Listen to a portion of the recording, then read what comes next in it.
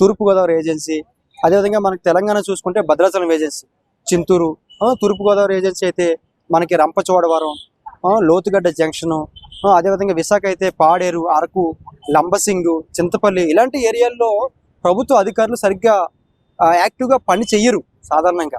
So గతంలో కూడా ఏవైతే జగన్మోహన్ రెడ్డి గారు ఉన్నప్పుడు కూడా వాలంటరీ వ్యవస్థ పెట్టినప్పుడు అక్కడ ఆ ప్రాంతంలో చాలా బలంగా వాలంటరీ వ్యవస్థ మీద ఎక్కడ వ్యతిరేకత వచ్చినా సరే ఆ ఏజెన్సీ ప్రాంతంలో వ్యతిరేకత రాలేదు. ఎందుకంటే పరిపాలన అనేది ఏజెన్సీ ప్రాంతంలో సరిగ్గా ఉండవు కాబట్టి అధికారులు కూడా ఎక్కువగా ఆ ప్రాంతాలకు వెళ్ళడానికి ఇష్టపడరు కాబట్టి రిస్క్ కాబట్టి.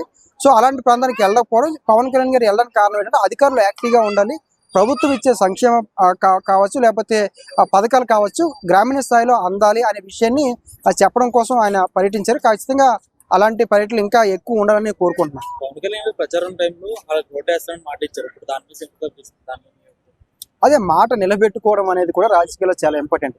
మనం గెలక ముందు ఏ రకంగా మాట్లాడామో గెలిచిన తర్వాత కూడా ఆ రకంగా ఉన్నామా లేదని ఇంపార్టెంట్. ఎందుకంటే పవన్ కళ్యాణ్ గారు రేపు నెక్స్ట్ ముఖ్యమంత్రి అవ్వాల్సిన వ్యక్తి కాబట్టి ఖచ్చితంగా అతనుకున్న ఏదైతే బలం ఉందో దాన్ని మళ్ళీ పెంచుకోవాల్సిన అవసరం ఉంటుంది.